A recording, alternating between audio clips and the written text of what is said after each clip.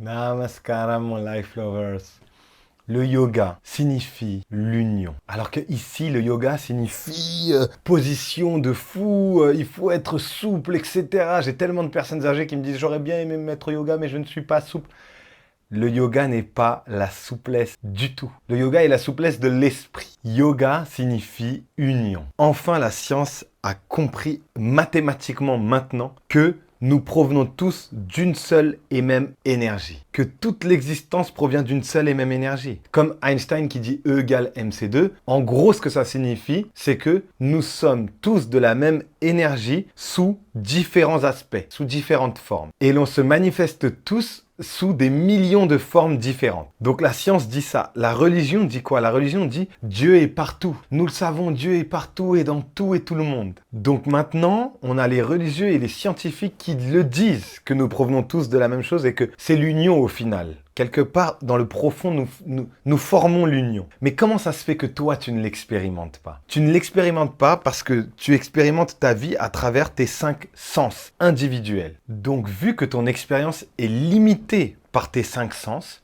si par exemple, tu viens toucher ça, par exemple, tu touches cela. Lorsque tu touches, c'est du métal, peut-être du cuivre, non, c'est du métal, c'est froid. Tu l'expérimentes comme quelque chose de froid. Mais si moi, là, j'étais beaucoup plus frais, je venais de la montagne et j'aurais marché torse nu pendant des kilomètres, et je suis super frais, lorsque je toucherais ça, ça me paraîtrait ultra chaud, on est d'accord. Donc tu n'expérimentes les choses à travers tes sens que à travers ce que tu es. Donc tu n'expérimentes pas les choses telles qu'elles sont, mais telles que toi tu as envie de les percevoir à un moment donné. Donc quand tu comprends que ce type de perception-là, ce n'est pas la réelle perception, mais une distorsion de la réalité, tu comprendras que tes sens, ils ont été utiles à l'être humain, à l'humanité, pour survivre. Tes sens, ils ont été utiles pour savoir quoi toucher et quoi ne pas toucher. Au final. Donc, vu que tu fonctionnes dans la survie, puisque les sens sont beaucoup plus liés à la survie, tu le sais comme les animaux, comme nous d'ailleurs. Lorsqu'on n'a pas mangé et qu'on a faim, on a un seul et unique gros problème, c'est de trouver à manger et de manger. Une fois qu'on a mangé, tu n'as pas remarqué qu'on en a 100 des problèmes. Les problèmes s'éparpillent et on en a en fait beaucoup plus. Donc, quand tu vas comprendre que ces besoins de survie là, de manger, de sexe, de ceci, de cela,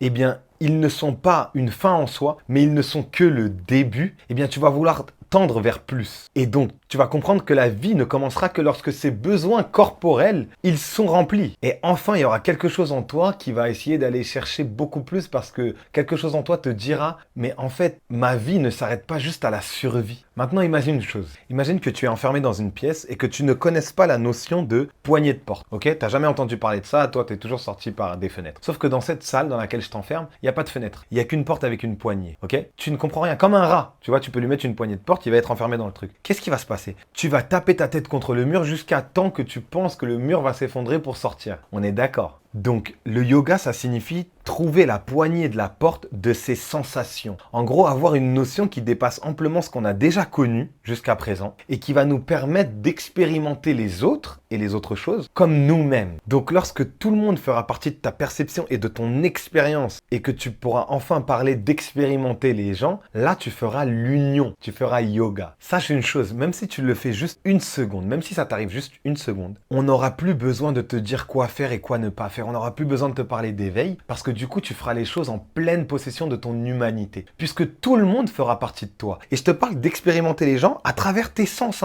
Je te parle de les ramener à l'intérieur de la perception de tes sens, tu vois. Et quand tu les expérimentes à l'intérieur, la yoga, la union. Et à ce moment-là, j'aurais même pas besoin de te dire attention, ne le tue pas lui, ne le blesse pas lui, arrête de faire le mal, fais le bien. Ça sera plus nécessaire, ça sera en toi parce que tu vas pas faire du mal à toi-même. Donc là, tu comprends que le conflit arrive simplement parce que l'autre, tu ne le considères pas comme toi, tu le considères comme différent de toi. Donc quand tu sais que les scientifiques l'ont conclu et l'ont déduit avec des calculs, tu sais qu'ils ne l'ont pas expérimenté. En gros, ils le savent concrètement dans leur logique, mais ça n'a pas changé leur vie.